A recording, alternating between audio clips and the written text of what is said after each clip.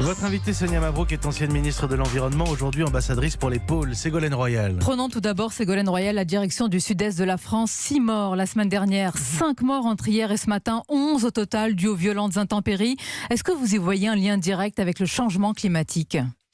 Bien évidemment, il y a un lien très direct puisque l'on sait aujourd'hui que la pollution, c'est-à-dire l'utilisation des gaz à effet de serre, produit ce réchauffement climatique et ce dérèglement climatique, c'est-à-dire à la fois avec des phénomènes climatiques de plus en plus violents et de plus en plus rapprochés. Donc il y a deux catastrophes, ces catastrophes très directes dues à ces phénomènes climatiques de plus en plus violents et puis d'autre part l'effondrement de la biodiversité. Et donc la question est de savoir si oui ou non l'humanité est prête à être au rendez-vous de son histoire, comme elle l'a été pendant la conférence de Paris sur le climat avec la signature de l'accord de Paris sur le climat, mais force est de constater que depuis, il ne s'est pas passé grand-chose. Et que la COP25 s'ouvre à Madrid dans l'indifférence la plus générale. Malheureusement, oui, dans l'indifférence la plus générale, même si sur les territoires, dans les villes, dans certaines entreprises, etc., les gens se bougent.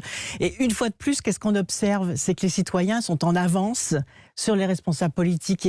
Ils sont en avance et ils voudraient que les responsables politiques aient le courage d'affronter un certain nombre de lobbies, et en particulier le lobby du charbon et du pétrole. Vous avez raison d'insister évidemment sur les initiatives sur nos territoires, mais aussi l'important vient du sursaut des grandes puissances. Elles ne comptent, Ségolène Royal, ne faire aucun effort à l'occasion de cette COP. Le scénario était créé à l'avance. Une COP pour rien. Mais c'est dramatique. C'est pour ça aussi que les jeunes se mobilisent, que les jeunes manifestent, parce qu'ils considèrent que la génération des adultes ne prend pas ses responsabilités. Or, il est absolument possible de faire autrement. Je ne prendrai qu'un seul exemple, le rapport sur les banques qui vient d'être publié et qui montre que malgré leurs engagements qu'ils ont pris à la COP21, je m'en souviens, j'y étais, nous avons fait la coalition sur la finance verte. Eh bien, aujourd'hui, on se rend compte que les banques ont reculé, c'est-à-dire qu'elles continuent à investir dans le charbon et dans le pétrole, ce qui est contraire à l'accord de Paris sur le climat, contraire aux engagements qu'elles ont pris, contraire aux discours qu'elles tiennent et aux publicités qu'elles font, et ça c'est totalement inadmissible. Vous parlez d'un rapport, oui, les chefs d'État et de gouvernement ont le pouvoir de dire à leur banque. Vous parlez d'un rapport qui a été fait par Oxfam. Certains disent que cette organisation, ONG, a aussi des visées un peu politiques, idéologiques, et que c'est très facile de viser les banques françaises. Ce rapport n'a pas seulement été fait par cette ONG que vous citez, pas du tout. Ça apparaît dans les bilans des banques qui continuent à financer les énergies fossiles. Donc la première des choses à faire, c'est de dire aux banques, vous arrêtez de financer les énergies fossiles. Elles sont capables de se financer toutes seules, les énergies fossiles, déjà. Donc c'est pas aux déposants, vous et moi, enfin aux citoyens qui déposent leurs économies dans les banques et qui découvrent que leurs économies sont utilisées pour financer les énergies fossiles. Donc il faut que le secteur financier, maintenant, se remette au carré, si j'ose dire, sur l'application. Par exemple, allons plus loin, est-ce que vous êtes pour une régulation de cela, des activités de ces banques? Dans ce rapport, notamment de la part d'Oxfam, il est dit qu'il faut que l'État intervienne par des actions de régulation. Mais c'est évident. Évident ? Mais c'est évident, il faut taxer. Mais c'est le principe. Taxer encore, Ségolène Royal ? Les activités financières polluantes, elles n'ont pas à être subventionnées. Enfin, c'est le monde à l'envers. On ne peut pas à la fois déplorer, pleurer sur les conséquences du réchauffement climatique et en même temps ne pas exiger du secteur financier, qui est la clé de la transformation de l'économie. C'est-à-dire, si la finance va dans l'économie verte, le problème sera rapidement réglé. Or, les finances, le secteur financier bénéficie d'un certain nombre de réglementations avantageuses, mais ces réglementations avantageuses doivent être limitées aux investissements dans la croissance. Vous savez ce qu'on va vous verte. dire ? Encore des taxes, encore et toujours, la même ritournelle qu'on entend. Non, pas du tout, parce qu'il s'agit au contraire d'intégrer la question du prix du carbone aux activités économiques et financières. Donc il faut aussi que l'Europe accélère les décisions qui doivent être prises, mette en place cette banque du climat, mette en place ces nouvelles orientations qui devraient d'ailleurs être déjà en cours, puisque quand même l'accord de Paris remontera à 4 ans, je le rappelle, alors que d'un autre côté, on voit des industriels qui font des efforts considérables, on voit des investissements dans les énergies renouvelables, on voit l'éolien en mer qui commence à monter en puissance. Donc ce travail épuisant qui est fait par des filières vertueuses doit impérativement être soutenu par une finance verte. Responsabilité de chacun et responsabilité de tous collectivement. Et vous, Ségolène Royal, ambassadrice des pôles, votre émission est au centre de l'attention, parfois des critiques. Elle fait l'objet d'enquêtes journalistiques pour démêler le vrai du faux sur les missions de vos collaborateurs. Vous estimez que vous êtes là une cible aujourd'hui facile, ou alors que effectivement c'est de l'argent public et qu'on doit évidemment s'y intéresser?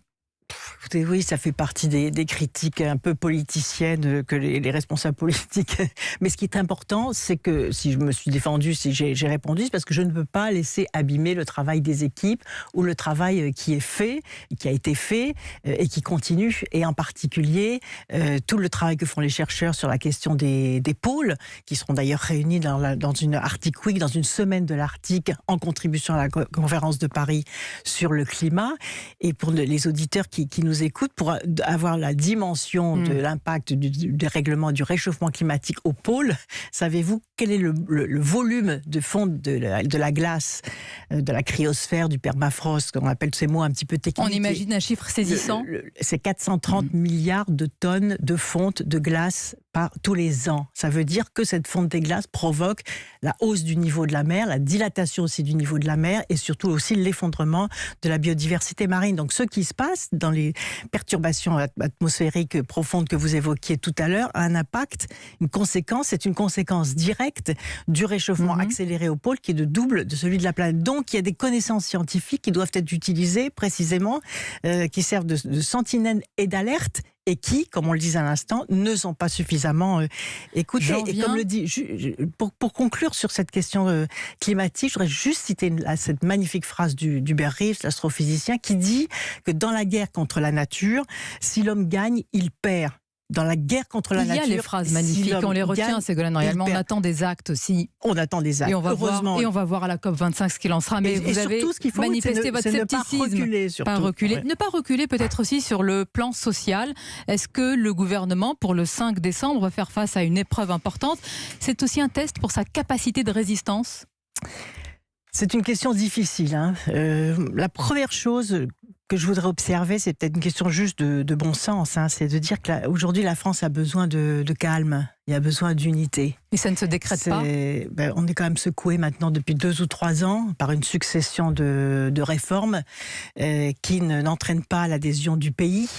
Et donc pour savoir si oui ou non il faut s'obstiner sur une réforme, la question toute simple, c'est de savoir si les inconvénients d'une obstination et du maintien d'une réforme à laquelle les Français n'adhèrent pas massivement n'entraînent pas plus d'inconvénients que davantage. Ségolène Royal, vous avez fait partie du gouvernement, vous savez que si on raisonne ainsi, c'est le statu quo immédiat et que la France n'est plus réformable.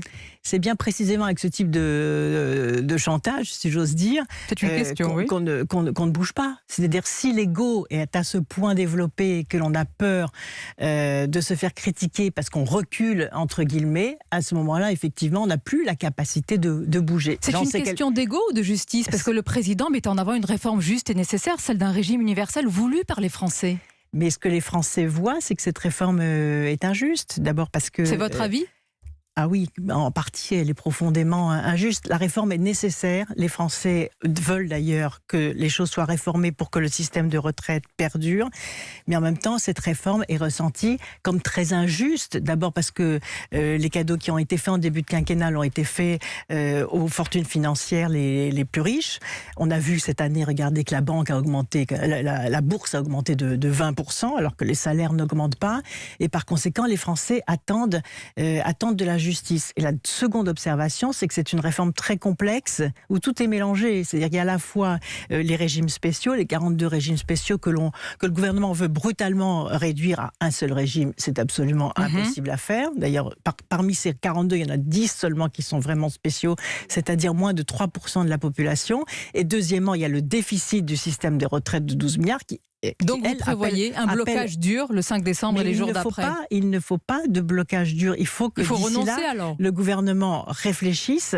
Réfléchisse pourquoi ? J'ai un peu l'expérience, puisque vous souvenez-vous avec l'écotaxe, que j'avais eu le courage de retirer. Je me suis fait beaucoup attaquer, beaucoup critiquer, mais j'ai épargné à la France des semaines de blocage. Vous appelez donc au pragmatisme ? J'appelle au pragmatisme, j'appelle à suspendre cette réforme pour l'améliorer, parce qu'aujourd'hui, nous avons besoin d'unité nationale. Suspendre, donc dites-vous, on le retient. Suspendre la réforme pour l'améliorer. Pour conclure, unité nationale, c'est important. Pour faire baisser la tension et la pression. Un mot pour rendre hommage à nos 13 soldats morts au Mali dans une France décrite comme fracturée. Ces hommages, évidemment, sont importants. Oui, c'est une épreuve extrêmement douloureuse. D'abord douloureuse pour les familles, douloureuse pour les compagnons d'armes, douloureuse pour la nation qui est en deuil, qui est solidaire de ces soldats qui ont donné leur vie. Mais il y a aussi, vous savez, même par rapport au sujet que nous évoquions tout à l'heure, et comme le disait le chef d'état-major des armées, il y a l'autre volet, c'est-à-dire que c'est en développant aussi l'éducation, l'accès à l'énergie, l'agriculture, que l'on pourra répondre aussi aux problèmes de cette partie du monde. Et c'est à suivre tout à l'heure. Merci d'avoir été notre invité ce matin. Merci Sonia Mabrouk.